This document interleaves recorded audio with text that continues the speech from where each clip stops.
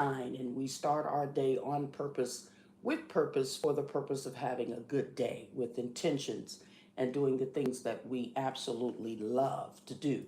And so that's what Zestful Living is all about. And as I should say, Grand Rising, this is Zestful Living with Sweet Tea. We're taking the morning out so that we can be able to grand rising and say rise and shine, because we want to make it something that we're uplifted about, and so that we can be in good cheer about. And so those are some of the things that we do as we make adjustments. And so thank you all so much for being here, as this is a great opportunity to begin your day in a zestful way. And so I can just let you know that it is a brand new day. And so, can you see it? Do you know it? Can you feel it? And of course, can you hear it? Because it's a brand new day. Can you feel a brand new day? Can you feel a brand new day? It's a brand new day and a brand new opportunity, as I pointed out, to start your day on purpose with intention, because that is the way your day is going to go if you set the tone for it. And so let's go ahead and look at a journal prompt question for today. And so let's begin to see what it is that we can write about when it comes to how we can start pouring back into ourselves, because that's what these journal prompts reminds us about, pouring back into ourselves. And so let's see here.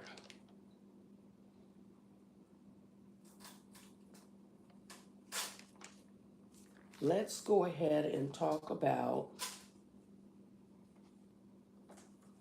it may be repeated.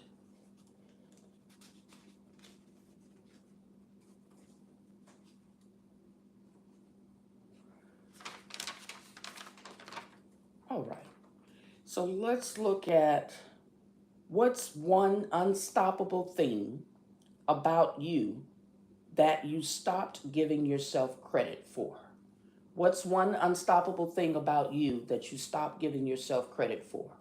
And so that's going to help us to do some reflection in terms of what it is that we find out that we need to give ourselves credit for, as we know that we can be our own worst critic. So let's go ahead and take a few seconds here to write about this really quickly.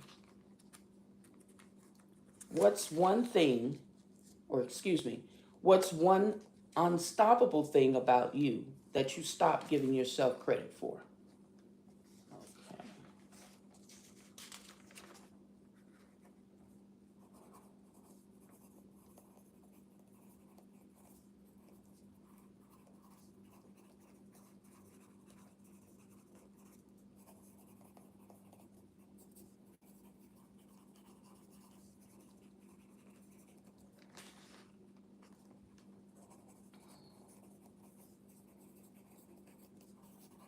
Okay. And so I have written mines, and so everyone knows the sweet tea does not get personal. However, I will share with you, as if you would like to share your comment, you can put it there in the comment thread. What's one unstoppable thing about you that you stop giving yourself credit for? And I says, my resilience is one unstoppable thing I stopped giving myself credit for. And it does sustain me. It keeps me on my toes. It keeps me going. It keeps me in a space of being unstoppable. Because again, without it, I'm not certain if I would have the momentum to come here, even on the live as I do on a day to day basis. And so the resilience sustains me, the resilience grounds me, and the resilience gives me that unstoppable spirit that soars and keeps going no matter what.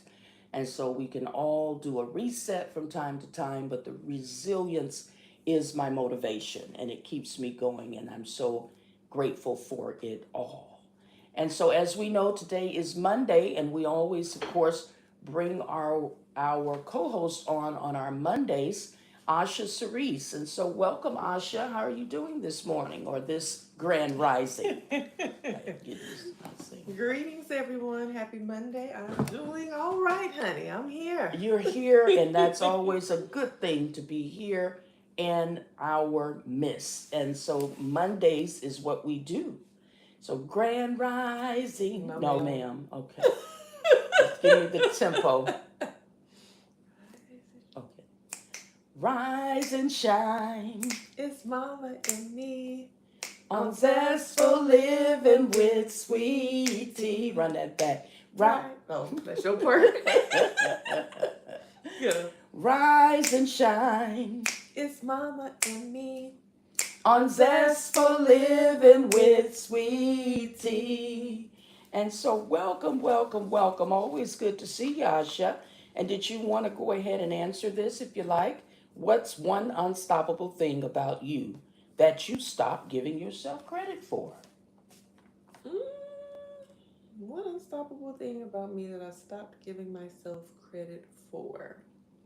Mm, I guess, have I stopped giving myself credit for it?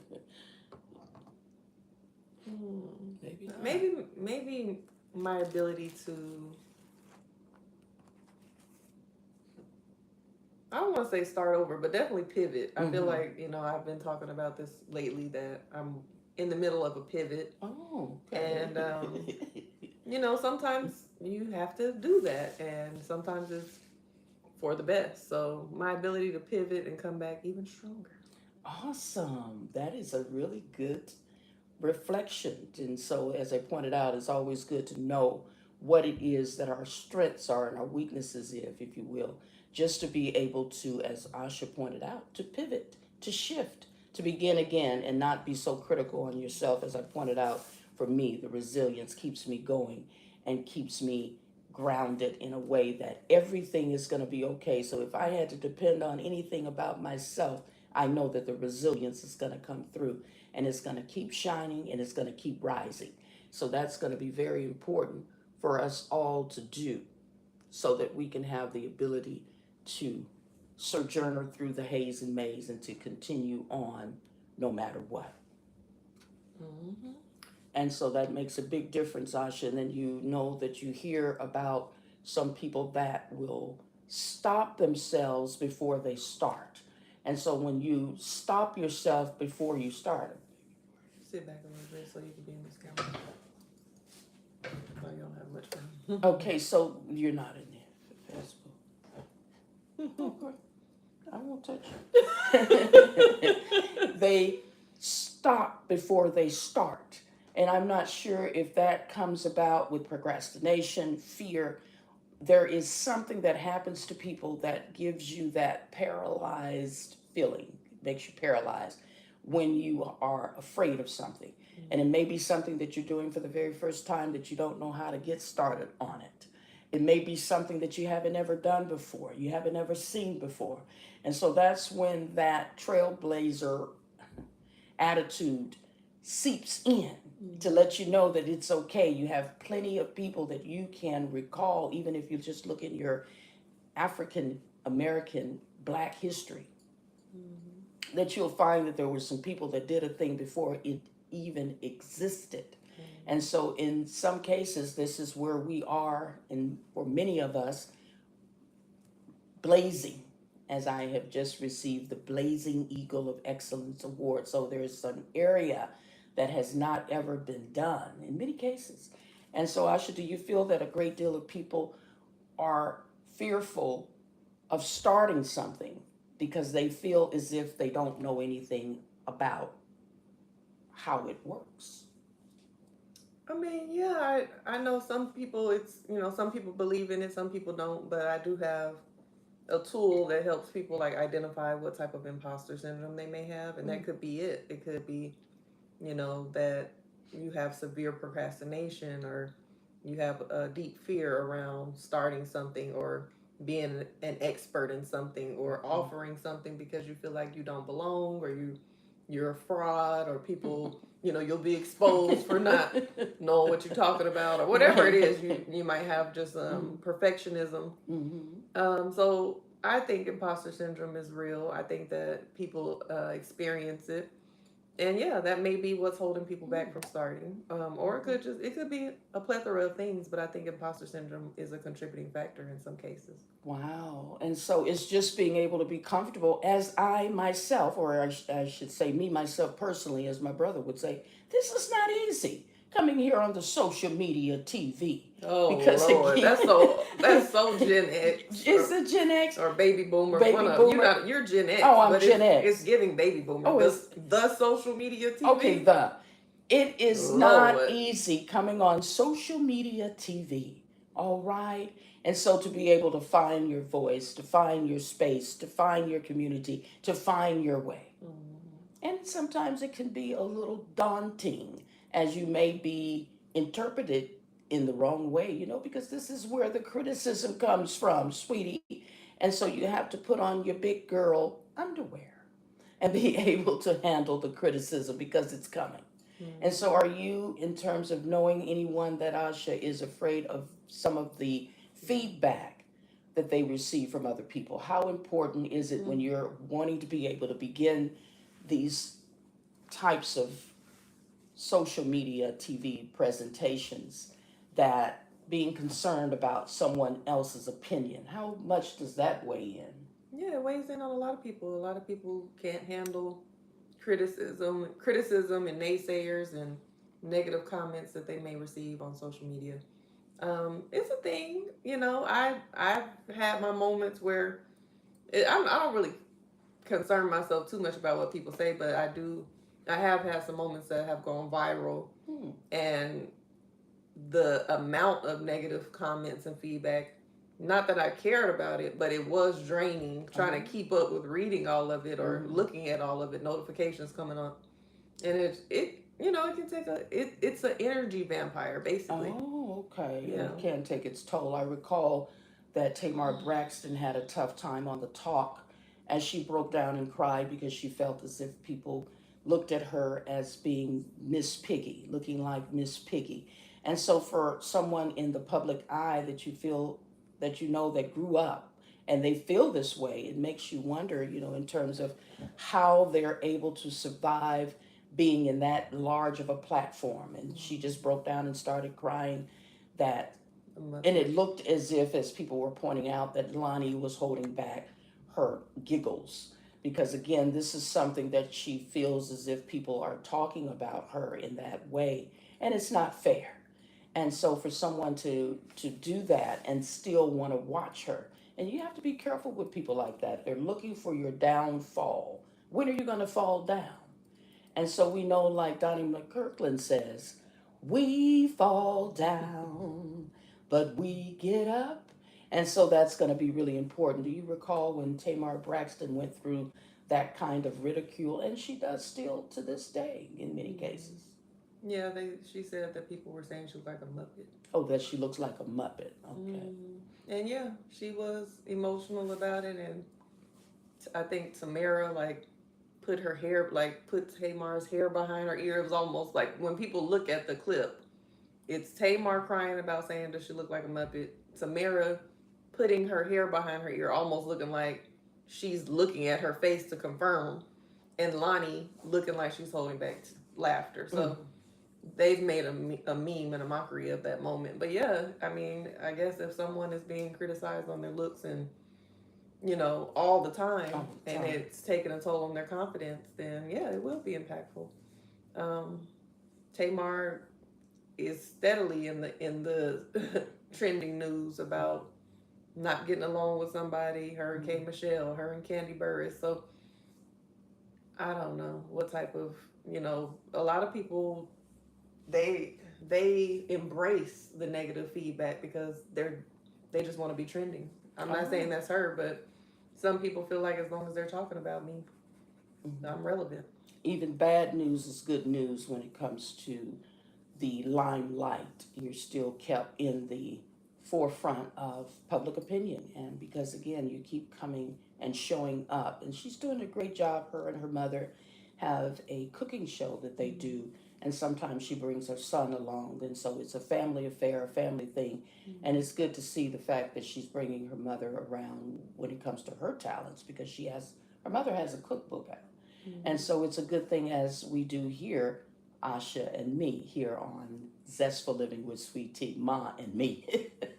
So it's always a good thing. So anything happening, Asha, that you want to do a recap on, or you know how we do on Mondays? Mm-hmm. Are you here today? I'm What's here. up? I'm just listening, honey. Oh, okay, so do we have any I'm about- recaps? Mhm. So we've been watching Married at First Sight. You caught up, right? Yes. Because you know, sometimes I'm watching it and it's watching Mama. Oh, exactly. Turn it on and.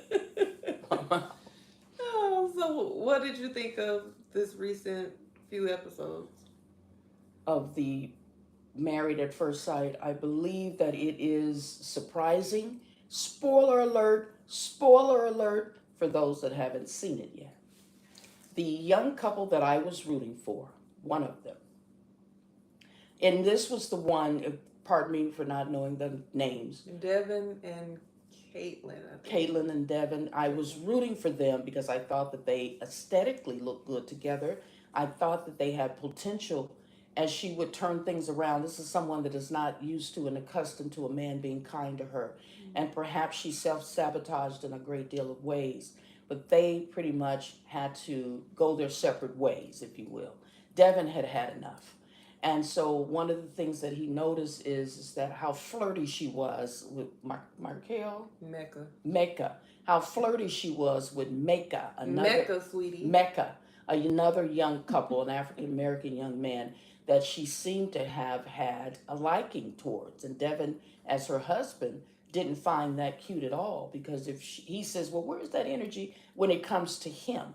And so for whatever reason, whatever is going on with her, it's something perhaps she's just not into Devin. Because how difficult is it if you have to schedule an appointment? I'm going to touch his left shoulder at 3:15 p.m. You know, all of this mechanical, robotic thing about sharing some affection.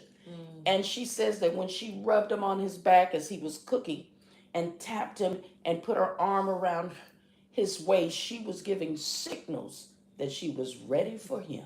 And he says, you mean to tell me that that is something that you intended for me to pick up, that you wanted to get with me?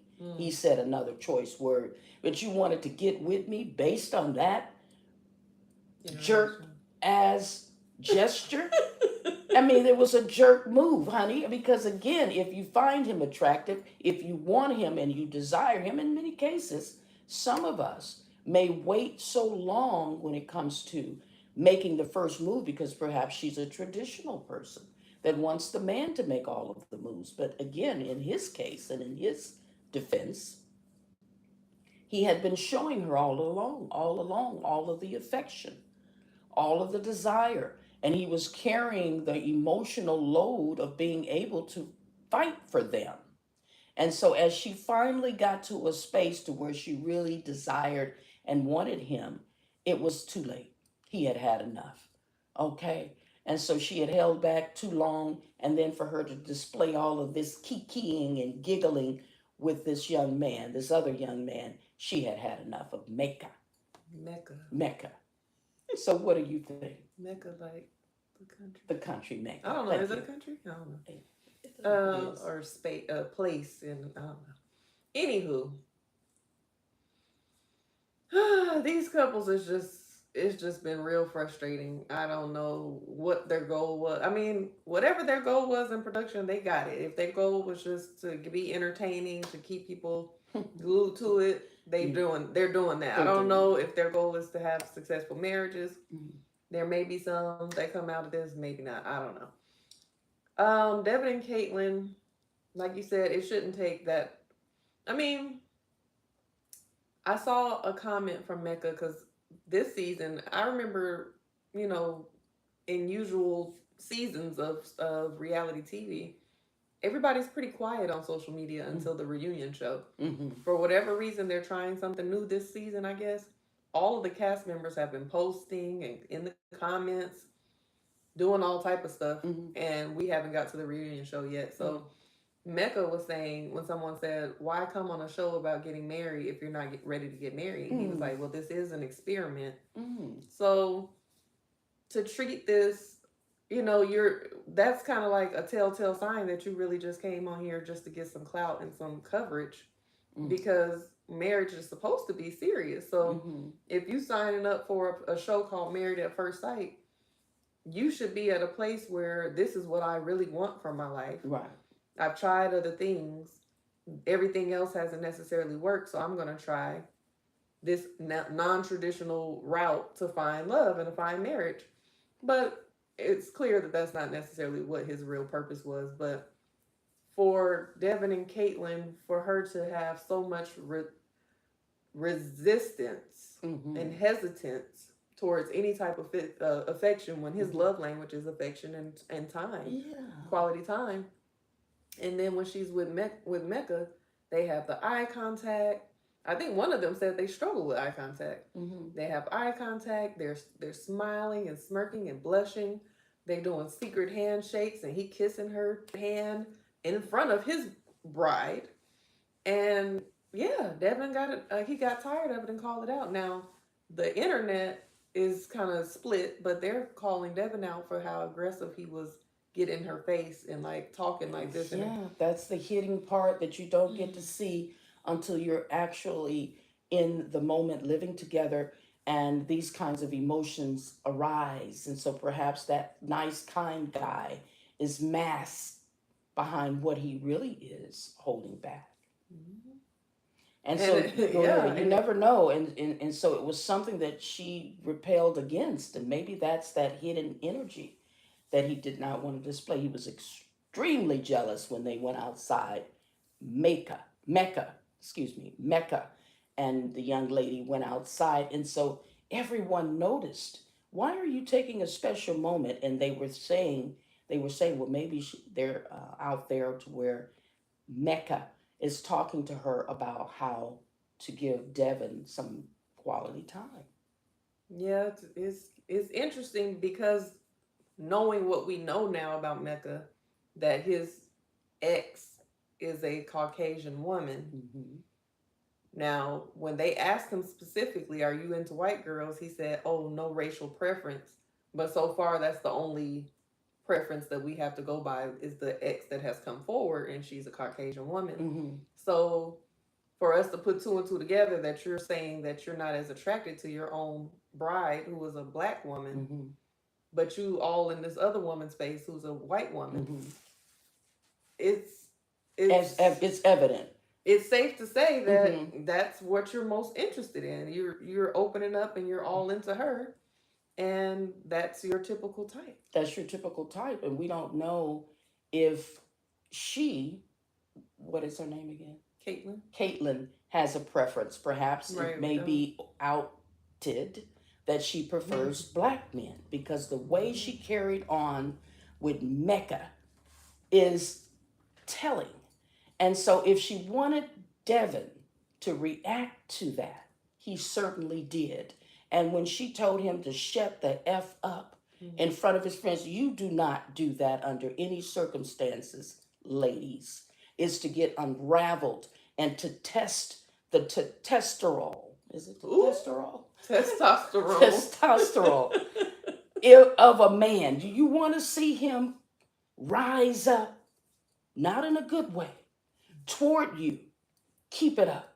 And I believe she poked, she probed, and she forced him, provoked him. And not to say that he does not have the responsibility to control his own emotions. Certainly he does. But to say, shut the F up, that's the most loving thing that she could come up with to say to her husband, whose love language is physical touch and just wanting to hear some kind words. How much more did she want him to bow down to her? I Mm, was rooting for them. I wasn't. Welcome, Dad. Thank you so much for tuning in. You know, it's always good to see you tuning in all the way from Cali to where it's 5 a.m. there in California. It's early. Some days I don't even go to sleep until 5 a.m. But yeah, I wasn't rooting for them because I just felt like it was too different. Like, for whatever reason, she just had a hard time, and maybe it wasn't just that, like we're saying now, maybe it wasn't just such an internal battle for her to open up and be affectionate. Maybe it was an attraction thing and she just was fronting and not letting people know that she wasn't as attracted to him, or he might not be her typical type, because it seems like um a streamlined situation across the board, that when there's not the attraction there, there's Mm-hmm. the hesitancy for There's the intimacy. hesitancy. Yeah. Because everybody that is attracted to their partner, they didn't slept with each other. They have the physical chemistry. They're Mm-hmm. working on the foundations of the relationship. Like, Right. can we get along long term? Do we have the shared values? Do Mm-hmm. we want the same things? Do we have the similar interests? What do we have in common? They're trying to get deeper in the other relationships because they've already scratched the surface with the physical attraction. Right. The other couples are working on, they've pretty much figured out they have the shared values. They're talking about the deep conversations. Mm-hmm. They're getting into it, but they have that barrier or that blockage when it comes to physical attraction. So Right. And Devin and Caitlin never did experience that kind of intimacy, and it was frustrating, sexually frustrating. And he did point out, I believe, Devin at one particular time, that that is not the fullness of a relationship. But clearly, it was important because they did have some chemistry. And so she cried at the end when he left. Because again, she's saying, here is another one bites the dust in terms of her attitude and the way that she resists love. And for someone that seemingly is close to her father, I'm not sure where the disconnect is when it comes to her showing the love. Perhaps she's just too grounded in her own independence that she's not able to bring this young man into her life. And she recognized the fact that it hurt her to not be able to allow him in because he was not seeing that the fact that she was really trying. I think that was her part. She was really trying. Now the Mecca and Mecca, excuse me, and his young bride, Bill Jolie. Who? Bill Jolie. Belle Jolie, that they have to decide now. I believe the next episode they're going to decide if this is really what they want and to make that ultimate decision. But she is left with knowing that he did not, in the very beginning, find her attractive. Yeah. And how honest is too honest? Do you think that it's a good thing if someone is in a relationship or in an experiment to be in a relationship to see if they can go all the way through and stay married? If he has the feeling of not being attracted, do you think that it should be shared, or do you think that that's an internal thing that he should just be working on? Because he said at the table, I wasn't physically attracted to my wife when I met her. And she said, no, he said, I wasn't attracted. She said, you weren't physically attracted? He said, no. He said, I said to myself, she's pretty, but is she pretty enough for me? No. This is what he told her. This is what he told her. And so, in his defense, he was also with the fellas, as he was, all of them. The ladies were with the ladies. Pardon me? You said in his defense? In his defense, in terms of talking about some other things that were said in private, that one other couple there that wanted to expose the fact that he really desires her to have larger breasts. And so this was something that the little bird went back and told her, amongst everything that she had to deal with, the fact that he didn't find her attractive, then to hear this, that he would rather her have larger breasts. So all of these things that he desires from a woman, that he feels as if she's his best friend that he have met, they get along really well, they have sexual chemistry, they've had an intimate moment, and they look good together and all of these things. But she is feeling as if the real part of her would have been left this fella, okay, outside of this experiment, because she has value and worth. And then she also mentioned that this would probably be good for him to be with her. But at the end of the day, I believe she's not going to go all the way because he's insulting her in front of everyone. He's showing her that he didn't desire her in the beginning. And it's almost like what I call the other couple having this emotional, what do you call it? Emotional support pet someone that is going to continue to soften the blow for you, someone that's going to continue to be there to rub your back when you need it, to cuddle when you need it, to give you that emotional support because she's rooting for their relationship, but she's not going to continue to be at this man if he clearly doesn't want her. So, did you answer my question? And how brutally honest do you want to get? And so, for some of us ladies, you can't handle the truth. And so, I'd rather for you to tell me so that I will know exactly how you feel because that is the real you. I want to deal with the real person. Now, it may be too honest. However, we should be able to handle the truth about how he feels, about whatever it is. And in some cases, I know people will soften it for you. They will cover up a great deal of things because they don't want to hurt your feelings. So, how would you react to that if you were, let's take the marriage out off of the table, and you've been dating someone for a while, and y'all are at a group dinner with some other couples, and maybe there's a couple that's saying like, you know what, initially I wasn't that extremely attracted to my partner, but I'm working on growing in attraction, and then your man say, well, yeah, because when I first met Sweet Tea, I wasn't attracted to her, and it was your first time hearing that. It was my first time hearing it. And then you ask, so you weren't physically attracted to me? And then he says, no, I thought you were pretty, but I'm like, are you pretty enough for me? No. What's your next move? That's all well and fine, sweetie. And there was quite a few things that I overlooked. Your hands are too small. Damn. But you know what? I overlooked that. You're not necessarily as tall as I would like, but I overlooked that. Okay? You have a certain particular stitch that I overlooked. And so how brutally honest do we exchange this? Because after a while, you're starting to insult one another. So you would go tit for tat. No, this is the thing that I would do because I'm just teasing around. But it's not something that I would go back and forth with to get one over on that extra person, that other person, because they're telling me something that I did not want to hear. And if that is his opinion that he was not attracted to me, am I good enough I'm pretty enough for him? Oh, well, let's move along because I would just go ahead and acknowledge the fact, oh, I didn't know that. And I would move right along in the rest of the conversation. I'm trying to think. I didn't know that. And so, because again, if he is still in your face, if he is still wanting your time, if he is still needing your affection, if he is still needing the relationship that you all have built together, that other thing is just nonsense.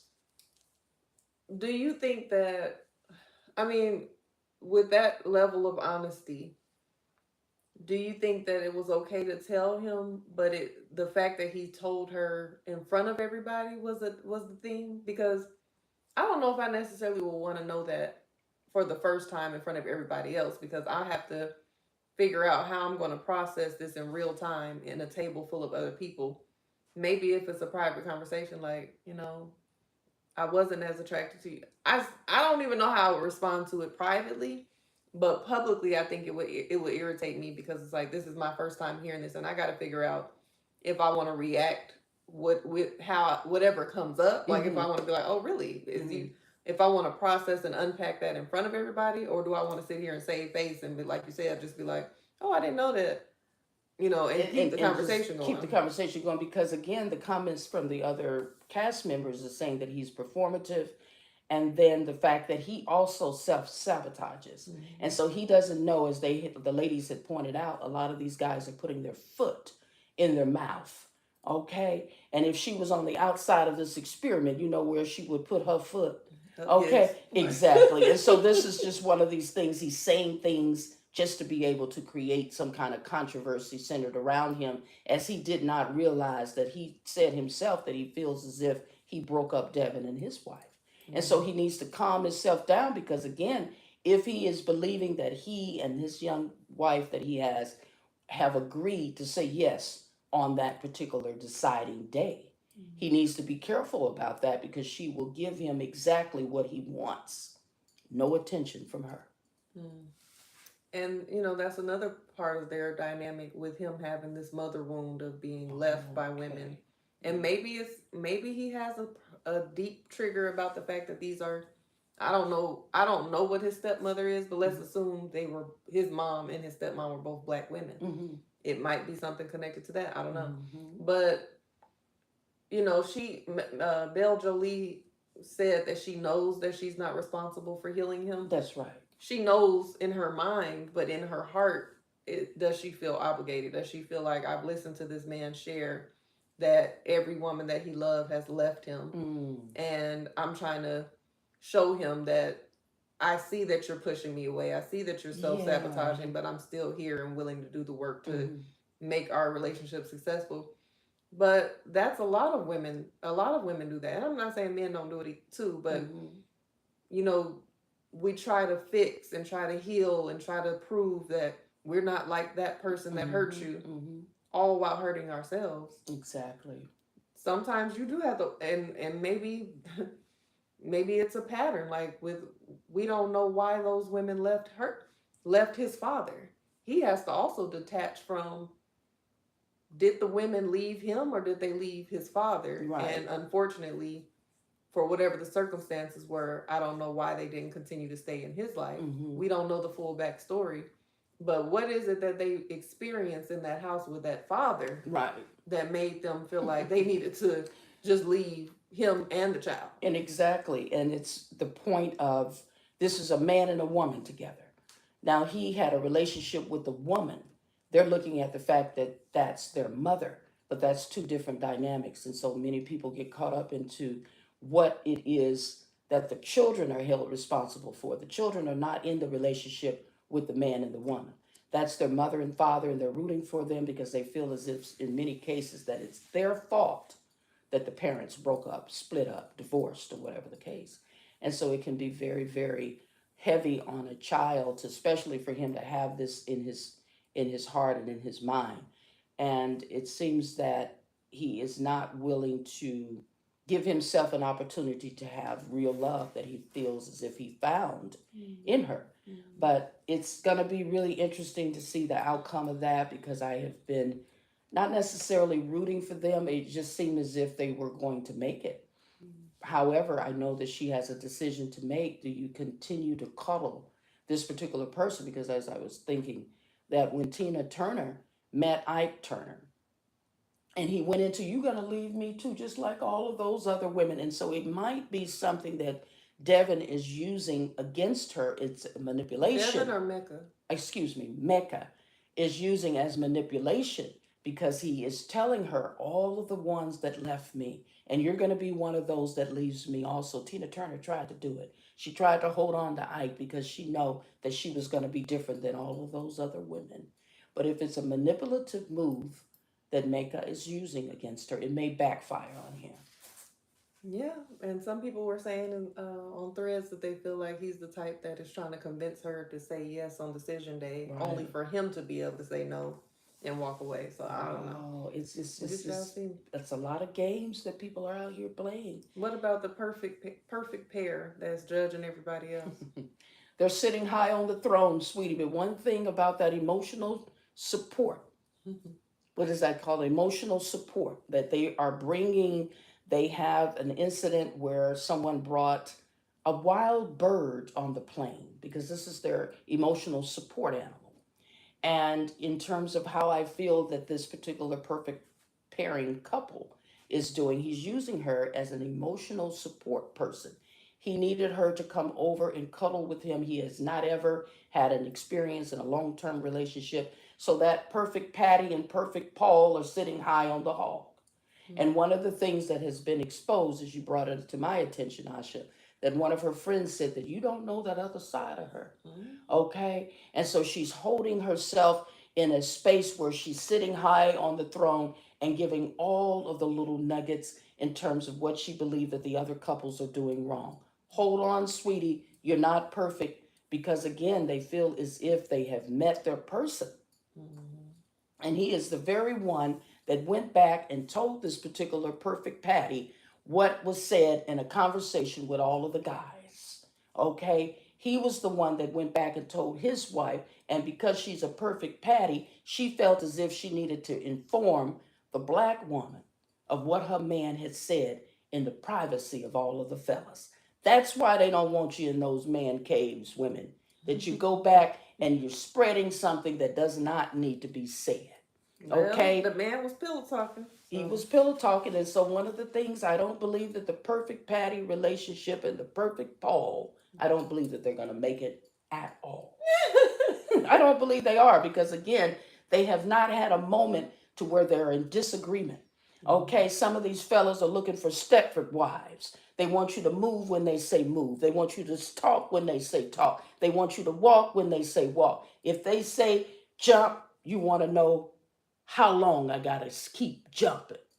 man, Sonny. You think he that type?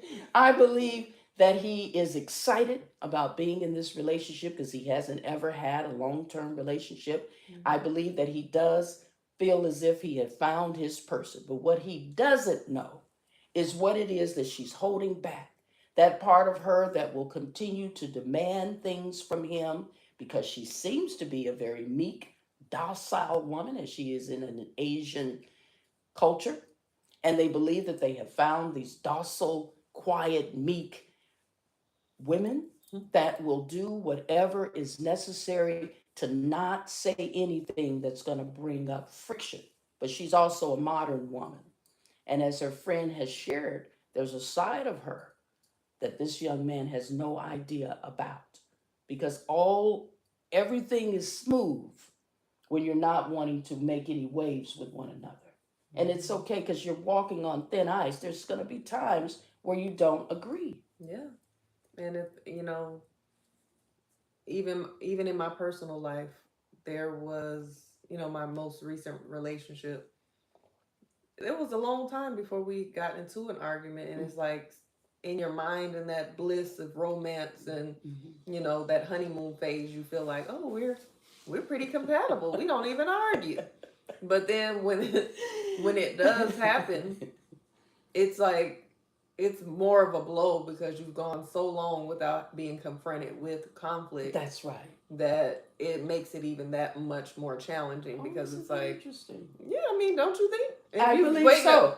If you've never experienced conflict with somebody, only this one, not one, but only positive energy, positive vibes, positive experiences, then when you do start arguing, it's like, dang, it's like feeling like you're going from one end of the spectrum to the other. So I think it's important to, everybody doesn't agree with everything. It's important to see what that looks like fairly early. Not pick an argument. Right. But it almost feels like if you're not arguing or disagreeing about anything, are you fully showing up as your authentic self? Or are you being agreeable? Or are you, repressing your true feelings about something just so you won't shake the table? I believe that's what a lot of people do. Now, you can call it grace if you want to, but after a while, depending on how long you've been together, you'll finish each other's sentences. You'll have that telepathy. Is that said the right way? That I would have told you. Exactly, you would have. You already know what they're going to say before they say it, and then the next thing you know, I didn't even say anything. Sir, I've heard it all. I know exactly everything that you're going to say because, again, you've learned one another. It says, I was earning my man while I was learning my man, something that you young girls just don't understand. Oh, that's very right. And so in many cases, I believe Felipe, excuse me, I don't know how to pronounce these names, was wanting to probe and poke and provoke an argument and a disagreement. So he would say the most flamboyant thing. Oh, I'm just used to having multiple women. And when she told him, baby, go kick rocks, he went downstairs and started crying and looking like a wet puppy. Stop playing with people's lives. If you don't want to be this, and I'm happy for her to stand up for herself. Sir, if you don't want this, you go back home to your mama and your daddy, your mama and your pappy. Because that's what is it, your mammy and your pappy. This ain't that. And he needs to stop playing those games. He's 29. A lot of these people are very young, okay? And so if this is what you want, she's open for it. If this is what you don't want, don't bring it to me. And that's on everything. Stop playing in people's lives when it comes to these relationships. Because Dad and I had just talked about these feelings are real. You playing with people's feelings. It's a You're playing with thing. Thank you. You're playing with their heart. baby, you don't want to go down that road. Yeah, everybody don't play about their feelings. It's a dangerous thing that we were saying that love is a dangerous thing. And does love hurt? Absolutely, it will hurt you. Excuse No, me, excuse don't me. be putting no No, spells no, on me. no, excuse me. It will hurt someone that wants to play games with someone's feelings. Okay, we've seen it countless of times. We've seen it all the time where Yeah. someone has had a crime of passion. Blame it on the crime of passion. No, sweetie, you got heated and it got hot and you did something that you were supposed to not do. So be careful. Yeah, and I just think that everybody's skipping the steps of taking care of their self and their own mental, emotional, and spiritual well-being Mm-hmm. before trying to find love and attach themselves to somebody else. I'm not saying that you can't find love or be in love or have partnership while healing or Right. working on yourself or Right. developing yourself, Mm-hmm. but it seems like that part just gets skipped. Y'all just want to hop into something with all this baggage that you haven't even started unpacking it. You just like, here I am with it, and you don't even want the partner to help unpack it. The bag is packed to capacity, and then it busts open, it explodes. It busts And wide now open. here's all the baggage, and Right. you ain't even helping clean it up. You Right. want her to do it, or you want him to do it. So they're skipping steps, and skipping steps. this Wow. show is a reflection of real life. Right. All these people that's on this show need some type of therapy, some Mm-hmm. type of personal development, Mm-hmm. self-awareness. Mhm. Like the term emotional intelligence has come up. Right.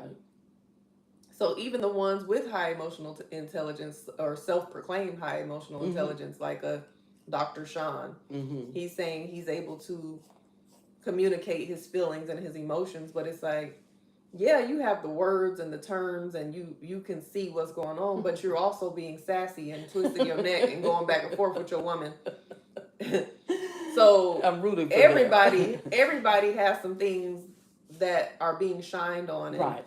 even like I always say, when you are doing the work and you are healing and you are learning about yourself and you are pouring into your personal development, Mm-hmm. all of that sounds wonderful in theory. Mm-hmm. But in order for you to get the practice, you do have to get in a relationship. So you can say that, oh, I'm healing and I have all these tools and I have all these things, but it doesn't get tested or confronted until you have a partner that's shining a mirror in your face. So I've done lots of healing work and Mhm. personal development and Mhm. therapy and journaling and figuring out who I am and becoming self-aware and coaching other people on how to do the same. But it wasn't until I was back in a new relationship that all of those things were put on me to be able to put in practice the things that I've learned in theory. And I'm grateful for it because it did show me, okay, these are some areas that I still need to work on. Mhm. This is something that triggers me. This is something I don't like. This is something I do like. Mm-hmm. I can see my growth in this area. So I think a lot of people in this situation are in real time in real time figuring out that there are some things that they need to work on, and they're basically using this person as practice. That's right. And then they're going to have to reverse engineer the situation. So instead of them doing the work now or first, they're sitting up here unpacking and learning for the first time what's going on with them. And some of them are seeing it, from feedback. They're receiving the feedback. They're receiving the messages that are being given to them through their experiences, and some of them are not. And so they lack the emotional intelligence or the self-awareness to even see, this is happening because I'm showing up in this way or Right. whatever. So hopefully they learn and they grow. That would be We'll a good see. point for them to learn and grow. And then also the self accountability piece, because Sean and then the young lady he's with, Nikki wants to always say something that Sean has done to make her feel a certain way. But she leaves out a great deal of things, as he pointed out when she was touching his belly, as if he needed to lose weight. And so I believe, what was the comment? The comment that she brought to the table, because Sean had to go to his mother's birthday party, so Right. she was at the couple's dinner by herself. Mhm. But prior to that, she shared it with the girls, and then she brought it to the table at the couple's dinner. She said that he made a Oh comment yes. that, you're a 10 in Seattle, but in New York you would be a 7. Right. That's So what it then when was. she mentioned it to him when he came back in town, she was saying that that was off-putting to her, and he said, "Well, do you remember what happened right before that? Right before that, you grabbed my belly and you said, 'Look at you,' or whatever she said that pointed out an insecurity for him or a flaw A for flaw. him Right. with his dad bod." Uh-huh. So it's like he's making a reasoning. He's given a reason as to why he said it, but did it make it okay for you to match her energy? I feel like men should not match the women's energy when it comes to emotions and sassiness. Not saying that your feelings don't matter, that it's not valid, but there's a certain way. If she touched your belly and said, "Look at you," you could have been like, don't do that. Right. I'm not shaming you, and I'm not pointing out nothing like that. I don't like that. Like, I don't like how you're coming at me. Do you know this person, Anthony Yes. Sayers? Okay. Grand Rising. Grand Rising. Good to see you. And so you love the topic. And so it was nasty. And so he said, I did it because how you shamed me and touched my belly as if the belly was a man bod. Dad Or bod. was it get these terms mixed up? A dad bod, and that he needed some work to do. And so he hit it below the belt. And it was something that she couldn't handle. And so the same thing that happens on this balloon popping show. Whenever the fellas that would come out and they would have some things that they would say to the young ladies say, you're not tall enough. I don't like what you're wearing. But that very same thing, they can dish it, but they can't take it. When the fella says that, I don't like the way you painted your toes, I don't like you wearing tattoos, the women feel a little insulted. Well, ma'am, you just said some insulting things about this person, so keep it cute, as Sean should have done, and not go and match her energy, because like you pointed out, it could be a telltale sign for a man to want to go back and forth with a woman, because it has already been known and said. You're not going to win that argument, fellas. Let it go. She's going to want the last word, and you will not hear it. You're going to hear it in your sleep. All right? You're going to hear it as you sleep. You think you're dreaming. No, baby, that's her whispering in your ear. A mess. While you're trying to sleep, she's telling you, and another thing. Yeah. I mean, I don't know. But I just, he has all of the language and the emotional intelligence Yes. and the theories, but in practice, he's petty. Yeah, so very petty. That's if she what it said, is. "Oh, look at your belly," and you say, "Well," he basically said, he was like, "Well, I was just letting you know that don't do that because neither one of us is all that." That's Okay. basically what he said. Well, maybe she needs to be brought down a peg or two. She don't already said to everybody. Even when the show had started, she said, well, where y'all gonna bring my husband? This poor little old man was standing right up there, right in front of her. She wasn't attracted to him, and she let him knew that from the very beginning. Ain't nothing happening here in terms of any kind of physical intimacy, because I don't want you like that. Now, how much do you want this man to take? It is a lot, but I'm just saying in that moment, he didn't use the language of saying he was offended. He just went at her jugular. Absolutely he did, and it made her stand to attention, because she may be one of the types that feel as if she's all that. So do you think it's right to humble a woman? It is not. It is not ever right to do that, but ma'am, how does he let you know, as you pointed out, use your words? Yeah. You're Dr. Sean. You got all the words everybody else say. I don't like that. Don't do that. That's true, Asha. I would don't agree do with that. And I'm not saying that she was right in what she did, but she could have been corrected without him going tit for tat. Yeah, a lot of these men will want to humble you, ma'am. And so they want to be able to bring you down from that positivity, from that confidence. And it may be that Sean has something up his sleeve, as when they get to that deciding factor, as she has opened up. She's already has introduced him to her mother over the phone. She's opened up. They've had some kind of intimacy that she does not share. And so some of these men want to break you down and feel as if they have won. And do you remember the scene on this show, what I always like to bring up, with Whitney Houston and a great deal of the Devon of women that were on Angela Bassett, waiting to exhale. Mhm. And so the young man, he was an overweight young man, and he was with one of the women there. And she felt as if, not necessarily that she was doing him a favor, but he was not her type. And as soon as they lay together, he says, I'm going to give you everything, whatever you want. If you desire anything, just let me know and I'll be there for you. They worked together. And so the minute that she was there up doing a presentation, he showed his black ass out in front of everybody, and he shamed her, he belittled her, and that let her knew that he brought her all the way up, and right at the moment when she was on her A game, he brought her all the way back down. That wasn't right. And that's what they say, even when it comes to like somebody that's been trying to pursue you for years. Like, say there's been somebody in your inbox or somebody that's just been trying to get with you for years and years and years. They say, don't give that person a chance. Oh. Because as soon as you do, they're going to get their revenge. That's what it is. That's that revenge spirit.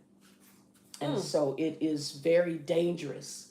Because again, Sean looks like the type, because it's been shown in little different ways that he has been wanting her and pursuing her and taking all of her hits. Because in his mind, and you can tell the way he looks at her sometimes, oh, I'm going to get you. I'm going to remember and I'm going to get you. That's a revengeful spirit, sweetie. And it's not something, ladies, that you want in your life.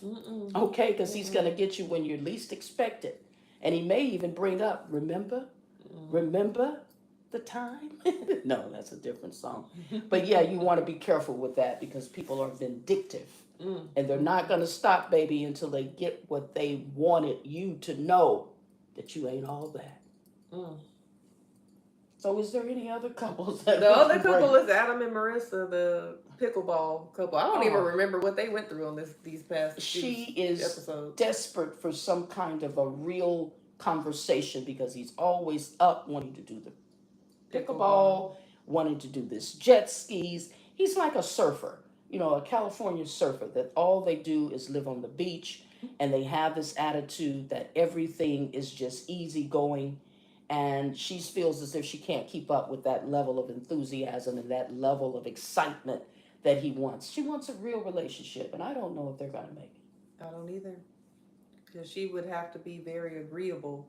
And on the previous episode, Dr. Sean called Adam out for not really having a lot of emotional language to describe how he's feeling. He just says, oh, you're cooked, or oh, it's a vibe, we're vibing. Right. He confronted him about that, and Adam turned red. So on this recent episode, Dr. Sean pulled Adam to the side and apologized to him for the way he may have come off in that instance. And I still feel like I didn't like that interaction, because Dr. Sean apologized and Adam just received the apology and was just like, yeah, as if he was a victim. I don't think he was a victim in that moment. I feel like he should have been like, I appreciate you for saying that, because I was taken aback and it did bother me the way you did that. But I do understand what you were saying. I think he may have acknowledged the fact that it brought some things out of him, or maybe he was just talking about it brought the anger out of him, but I didn't see that he learned from that that experience. I didn't see him say, thank you for apologizing, because it did make me feel away, but I understand what you were saying. And yeah, I can use more of my words. It was almost just like, yeah, apologize to me because you offended me, and yeah, I deserve this apology. I'm the victim. I didn't really like that. I don't feel like I don't know how receptive he is to the process. If when you get to that table, it is about, they're somewhat coaching each other at that dinner table. Right. And then another thing that happened at the dinner table was the Asian lady, I think her name is Michelle, calling out the black women, saying that she felt like, we have to have self-respect. If their men are treating them a certain way, or they're not compatible, and you already know that this is not a match for you, then you should just walk away. And she's basically calling them out and saying they don't have self-respect, because they're staying through the course of their relationship and they're doing the work to try to make it work.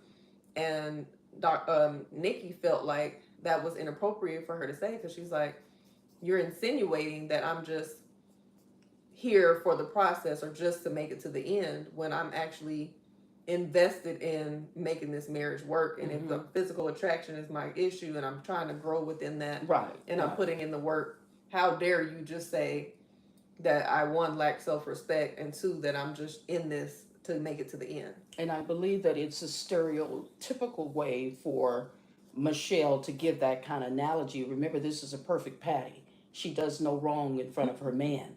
And so for Nikki to go through all of the steps, and the other young black lady that goes through all of the steps emotionally, that they can handle what's happening in their own relationship. And I believe Felipe made a good point. You all can say what you want, as he confronted Michelle, the Asian lady, that you all can say whatever you want, but you are not in the relationship with us, as we are our own individual couples. And whatever you may see and assume, and you know what happens when you assume. And so for her to be able to make this analogy, I believe it was a stereotype, that she believes that a lot of black women have mouth, that we don't know how to be able to regulate that when it comes to our mates and our mans and our spouses and our husbands, that we don't know how to let him have the last word, if you will. But she is using a stereotype, as the Asian woman is docile and she won't say anything around her man in terms of being this domestic person that does no wrong. And so Nikki had every right to be able to confront her with, what you're not going to do is tell me how to run my life and tell me what it is that I need to do in my relationship. Work on your own, sweetie. Yeah. So we'll see. Decision day is this week, and I heard that they might be going into the reunion show this week. Oh, the too. reunion show I look is going forward to to be that. awesome. It's going to be awesome. And what go ahead. You wanted to No, say? I was going to say these are one of the shows that I could really dive into, as it is the dynamic of opposites, and it tests those that really, it tests those, because that was not right. It tests those that really want to make this a priority in their life, not necessarily make it work. Because when you hear someone say, "Oh, we're trying to work it out, sweetie, it's over." Dang. Okay. Now, there's nothing that you need to continue to work it out for. All right. Be able to be yourself, be comfortable in your own skin, and everything is going to be okay. Because some of these people are putting on a front. All right. And so when that mask come off and then you get to see the real person, they don't want you touching them while they're in bed. Baby, this is supposed to be married at first sight. You did not know me until today. So you've already taken more of a leap than anyone else in the United States. You wanted to be on this show for what reason? Are you looking for some camera time? Because these people are looking for love. Yeah. Maybe in all the wrong places. What did you think about Versus? I was rooting for your boy Donnell Jones, were the man of the hour. Joe and Donnell Jones, I thought that they did an awesome job, and Asha is going to take you to go into this catalog version. But a great deal of the lyrics that were sang and sung did not come off in the best way. And then we talked about it. We believe that the mic was not on in many cases. It was but on. It was on, but it was not delivered in the right way. But I know that there's a lot of history about the verses and how it started. I enjoyed it. I always enjoy good music, and R&B is one of those genres that we all can recall, that it brought us the soundtrack of our lives. And I enjoyed it, actually. And Donnell Jones kept coming. He kept swinging. As Joe, you already know that Joe got it flat going on. As more songs that Joe sang, and Joe gave him his props and said, "I love that song." And he was really engaged. I'm not sure where Donnell Jones was. Where are you? Because we see you here on live TV, but are you grounded in the space that you're in? Have you accepted the fact that you are the second part of the verses tonight? Joe versus Donnell Jones. I was looking for where he was at. He didn't seem present. Right. Now, does he have a song, Where You're At? Where I want to be. Where you want to be. Where were you? We wanted you to be live there with us on the verses. Now, he did an awesome job. He looked good. Every woman could tell you and contest, and some of the fellas also could contest, that Donnell Jones got it flat going on, baby. Yeah. I thought it was an amazing show. As y'all know, I feel like I'm the biggest, advocate for this match. Mm-hmm. I've been asking for it for 6 years. I made a video. Versus added it to their page. So if you on Versus on Instagram, go to Versus. I think it's Versus TV. Yes. It is, my video is on their page. I thought it was an amazing show. Mm-hmm. I thought it was an amazing match, an amazing pair. There's been a lot of naysayers feeling like they didn't feel like it was a great pair, Mm-hmm. a great matchup. But you have to be a real R&B lover, for Okay. one. Mm-hmm. You have to get into the catalog, as Mama pointed out. Mm-hmm. A lot of people only know the hits. And Donnell has hits. He has Where I Want to Be. He has You Know What's Up. He has You Know That I Love You. He has I'll Go. He has all... what's the song with Stevie Wonder? Knocks Me Off My Feet. Mm-hmm. He has hits. Joe has a lot of hits. And they both have a lot of great deep cuts, as I mentioned before. Mm-hmm. And I wanted to hear even more of their deep cuts because I'm an actual fan of their music. They did throw a couple of them in there. I don't really think Joe did too many deep cuts. Joe did hits, original, remix. Right. He brought 50 Cent out He and did. G Unit, part G Unit. Mm-hmm. Donnell Jones kept it. He did some of his hits. He left out a couple of his hits too. He did a couple of deep cuts. And then he did bring out 702 to sing a song that he wrote. And he also let his background singer sing an Usher song that he wrote. Mistake. Okay, go ahead. So he wrote Think of You from Usher's first album, which is my favorite song off of that album. Mm-hmm. The background singer, Yeah. Donnell Jones, I feel like if I was in charge, if I was his manager, Right. he would have had a better band. Mm-hmm. I feel like the band, it was giving bare minimum. It wasn't, the energy wasn't there. It was low energy. The sound was low, and it felt like the tempo was low. I know we're in the R&B verses, but you can't have it too slowed down Mm-hmm. so that the energy isn't there. Right. You're already struggling with your vocals, whether it's his own personal health concerns with the vocals, Mm-hmm. in addition to the mic. I don't know if it was the mic and or the voice, Mm-hmm. but there was some issues with his vocals. So you already have that, Yeah. which, I already knew Joe was going to be the better live performer. Right. I know Joe's voice is still there. He's still touring. Donnell Jones does shows here and there, but he hasn't done like a major tour. Like I'm on tour as Donnell Jones. Oh, okay. Like Joe is steadily touring. Right. So I knew that was going to be the part that, separated them as far as the live vocals. Mm-hmm. But I knew that Donnell Jones' catalog could go toe to toe with Joe. Right. And if he would have had a really good band, the energy was good. Even the background singers, it was just like everybody seemed low energy on that side. Mm-hmm. From the band to Donnell Jones to the people on excuse my language, on the freaking stage. Right. Why do you have somebody behind you sitting on the stage, Right. looking at their phone, scrolling? Right. It sets the picture. It paints the entire picture, and it brings Donnell back to the ring defeated. Yeah. And we know you got what it takes. Yeah. And it seemed like that same guy that was scrolling while Donnell Jones were performing, I noticed he was bobbing his head when Joe was performing. So you here for Donnell Jones, but you tapped out, tuned out when he's on stage and he needs the energy and he needs to be pumped up. Right. And you over there looking at Joe and 50 Cent in them, and you like, get your ass off the stage, sir. And it's, So- it can bring your morale down. Now, Asha, you pointed out a very important factor Mhm. when Versus first started, and it was just the artist. Yeah, playing their songs. Mhm. So I noticed that a lot of people miss that element of Versus because it used to be where it was just a celebration of the catalog. It was a little competition there too, but it was song for song. Right. The artist played their song, the next artist played their song, they talked about it, Mhm. they had a conversation about what happened, who produced it, what were they thinking when they wrote these lyrics. They gave the storytelling and the background Mhm. stories about it, and people missed that element of it.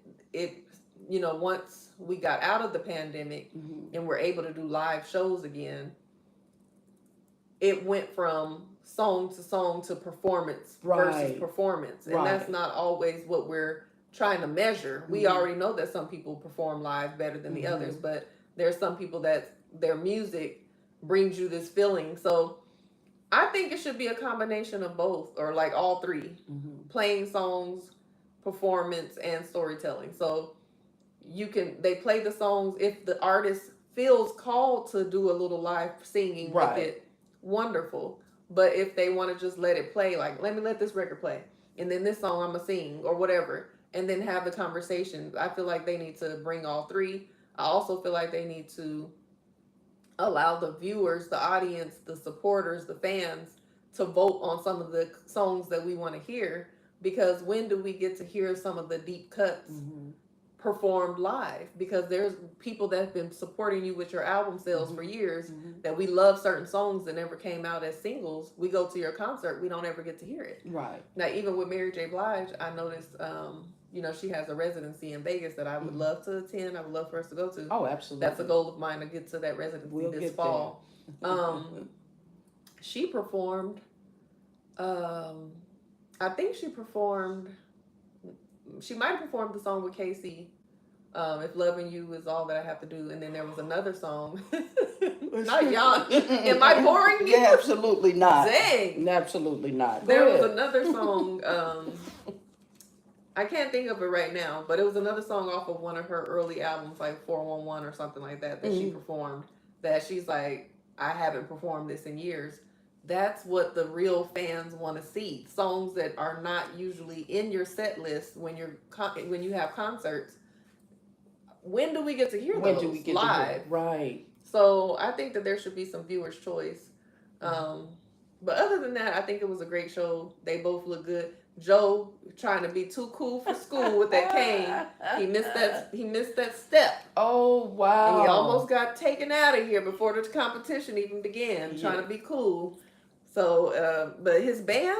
Oh, his band was on point, wasn't it? The drummer? Oh yeah, they cut up. His band is amazing, and that's what That's the energy And you also, want. yeah, he had the energy, and then he has some slow songs, but he mainly had a lot of up tempo, Right. upbeat songs. Right. And then if you go from upbeat, like you bring out 50 Cent, Ride With You, or whatever song they did, Yeah. they either did Ride With You or I Want to Be Your Lover, and then they went into They Say This Is a Big Rich Town. They Yes, got that's the the whole one. crowd. You got the whole crowd. 50 Cent like, what you gonna do now? And then Donnell like, this is what I'm gonna do. Sweet little dee. That's bringing it down. Yeah. Sweet like, who was in charge of which song goes after what? Because I would have combated. They say this is a big rich town with. Ooh, say what, say what, say what. I would have kept it up. Right. So even though Where I Want to Be is one of his biggest hits, and that's what people want to hear, I don't think it should have followed up one of Joe's up-tempo songs. He should have sang that a little earlier and ended it with a party. Right. That's just me. And so you hear that, Donnell Jones? Asha is ready and able to be a better, what kind of manager? A musical director. Musical director. I ain't trying to say that I could be better than, because I don't have better, but the musical experience. But as a fan, you have different ideas as a content creator and strategist, a content strategist, and then you, of course, you are an R&B connoisseur. Absolutely. Okay, Tank thinks that he is. They have not met Asha Cerise, so then you have some talent, and then you can help him out and give him some clues and give him some pointers on how to make it better. First of all, that energy. They say that anytime you have a birthday party, you look at the party that you are connected with. Are they on a high note when it comes to feeling the environment, feeling the energy? And when you talk about a vibe, he did not get anything to resurge him and to recharge him when he went back to stand up as if he was not on Versus. I was very, very disappointed in the fact that you are so good that you may have had a little self-doubt to seep in. It was disheartening, but Donnell Jones is still, I will listen to his music, as I pointed out on the live Versus, great performances. Because these are still people that are a credit to the R&B music. Okay, and so we'll give them their flowers in terms of how well they brought that sound to us, because a great deal of us can turn their music on and vibe all day long. Okay, And so I think that they both did a very good I do job. too. I do too. And I hope that they, reap the benefits. There's what they call the versus effect. The streams go up, the opportunities roll in. People are even asking for a Joe and Donnell Jones tour. So Hmm. let's do it. Like, let's make it happen. Take advantage of Yeah. this. And they did amazing. I'm not just that critical over, how his vocals sound or whatever. Hmm. He's been through a lot. Um, we know that he's talented. We know that he's a great songwriter. We know that he has great songs. Yes. Joe is talented. They both did amazing. They both look great. They're in their 50s. Oh, they're in their They're young, 50s. but they look good. They've taken Yeah. care of themselves, taking care of their voices, bodies, skin. So, it's good to see. It's It's beautiful good to to see. A see. celebration, and I think they did an amazing job. I think they did an amazing job, aside from all of the critical things that we can point out, as anyone would want to come here with us Mhm. today and criticize some of the things about us as people make comments.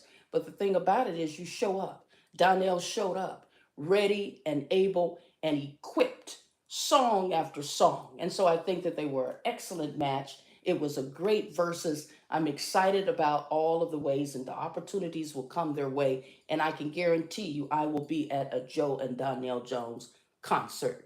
As the Absolutely. R&B tour is continuing on with Usher and Chris Brown, they're having a marvelous time with Hmm. all of the things that they're doing to excite the women to come up there on stage. Would you go up on stage with me? Okay. No, And because so, I'm not. I don't want to be out doing all that. Like, I think that that's fun for people that want to do it, but I ain't trying to be a part of the show. If you want to just dance for me, cool. But they want to pick you up. They want you to get on top and straddle. I'm not doing all that, sweetie. Where's the check? right. Um, with your beloved Jeffrey Osborne, do you think a versus with him versus Lionel Richie or him versus Charlie Wilson would be a good match? They all of them come from bands. And, Charlie Wilson, Gap Band, Jeffrey Osborne, LTD, Lionel Richie, the Commodores. Let's do Jeffrey Osborne with Lionel Richie. And the reason I say is because I don't want Mr. Charlie Wilson to have to do anything extra, as he has some concerns that he needs to actually tend to. And Okay. he may not have the energy to continue Mm. on. But Lionel Richie, baby, You think that would he be can go for because days, he been on all night long. What's the song? oh, All all night night long. He long, can go all all night. night long. So he got that song. He got Easy Like Sunday Morning. What else he I got? have no idea, sweetie. But some of the Commodores was one of the biggest bands, you're right, just like Mm-hmm. with LTD. Mm-hmm. And they were the lead singers. Mm. And so it would be a great matchup because the energy is there, That would be a like, good one. I think they need to do another old school because they did yeah, Isley it would be Brothers awesome. versus I'm about to say 3 6 Mafia. Isley Brothers versus Earth, Wind and Fire. They Okay. did, I think it was it Gladys Knight versus Patti LaBelle? Hmm. And then Shaka Khan versus Stephanie Mills. So I think it's overdue for an old school male vocalist. Yes, that would be pretty good. You would think that Lionel Richie kind of doesn't have that R&B sound when it comes to the soul music. May sound funny, but I know But it's he like does have a collection, catalog, if you will. And so I top. think that it would be a great match to see. And so, Versus, are you listening? I've already submitted it. You've submitted it. They're now, if you go to Versus, they now ask you if you want to request a Versus. So I put in a lot of requests. I ain't gonna go Wow. into all of them, but With Versus, you need to pay attention. Asha Cerise is the factor that you need on Versus. yeah, put me on the team. Yeah, put her Cut on the the team. check. Absolutely. And so, is that everything that we've recapped for the day? I just said, I get back to sleep.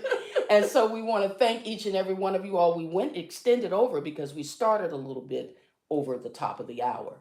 And so, thank you all very much for being here. Anthony Sawyer, you're going to have to join us live with Dad and me on Fridays, as we do a lot of great hot topics. And we would love your perspective. And you can request to join us live there on Fridays if you like. And so, thank you to each and every one of you all for joining. Asha, is there a word of encouragement you want to leave us with? Some ideas perhaps that you have? As I talked about your database, I always bring that up. Anything you'd like to add for our viewers? Yes, you can find me on all platforms. I was about to say all streaming platforms, but that too. At Asha Cerise, OSHACERESE for all of my services. which include, joining the database of the Intentional Love Collective for matchmaking and curated events, coaching services, and any of my other services. You could just tap in with me there. And of course, my platforms are Asha Cerise, so you can just look and see what I'm talking about and what I have going on there. Could you spell that for the people? OSHACERESE. Absolutely. And I always say, of course, give yourself some grace today and have a good day on purpose. Talk to you all later. Talk to you later. Have a great day. Have a blessed day, Dad. Love you.